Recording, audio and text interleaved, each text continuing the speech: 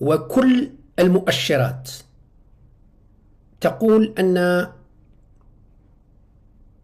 الجزائر تشهد ثورة مضادة للإصلاحات التي باشرها الرئيس عبد المجيد تبون وباركها الشعب وباركها حتى المعارضين لوصول عبد المجيد تبون إلى سدة الحكم. المتحدث أمامكم السعيد بن سديرة، أنا كنت في انتخابات 12/12/2019 كنت ضد الانتخابات من الأساس وموقفي كان واضح وصريح،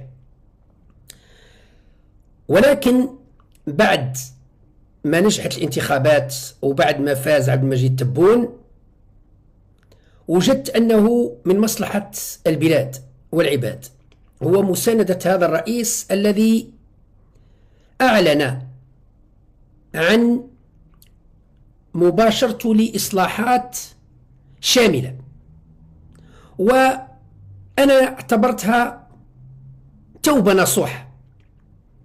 كنت واضح وصريح، ما نشيت لا لتبون لا لغيره. تبون جزء من العصابة، نعم. تبون جزء من المنظومة الفاسدة لعبد العزيز بوتفليقة، نعم. تبون من أقرب المقربين إلى بوتفليقة، نعم.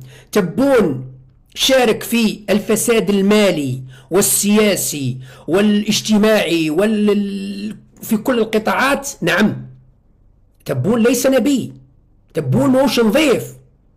اللي حاولوا يبينوا لنا أن الرئيس تبون نظيف وعمره ما كان فاسد وعمره ما كان من العصابة تاع بوتفليقة والحاشية تاع بوتفليقة، نقول له احكيها البيبيط، احكيها البيبيط، لأنك يا إما جبان يا إما طحان، يا إما جبان خايف من تبون يدخلك الحبس، يا إما طحان رخيص تشيت التبون باش يرضى عليك.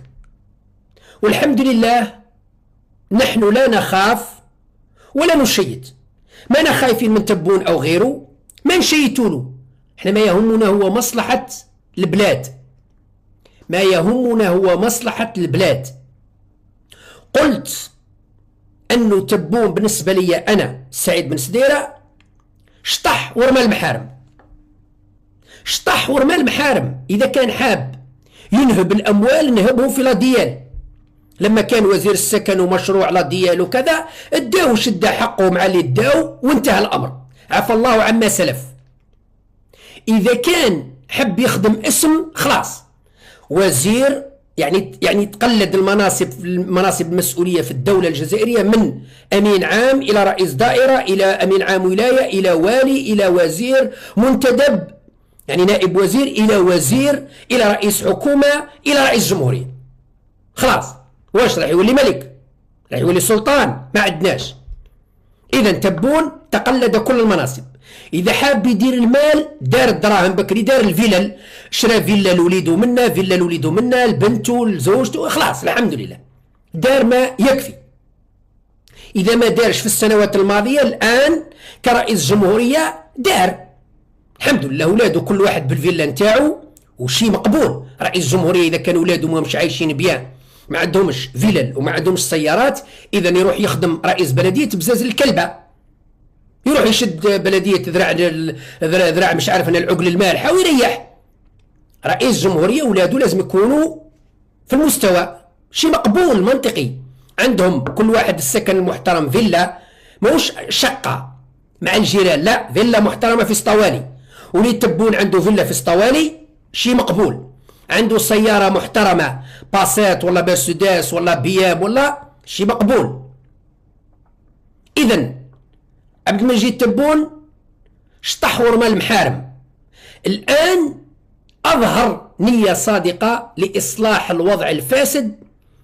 وأنا قلت لكم عندي حاسة سادسة أنه هذا السيد راهو صادق وحاب يخدم البلاد وراهو حاب يساهم في إصلاح الوضع الفاسد اللي فسدوه عصابة بوتفليقة، وكان جزء منهم، ما كانش خاطي العصابة، كان معاهم لمدة على الأقل 15 سنة وهو معاهم.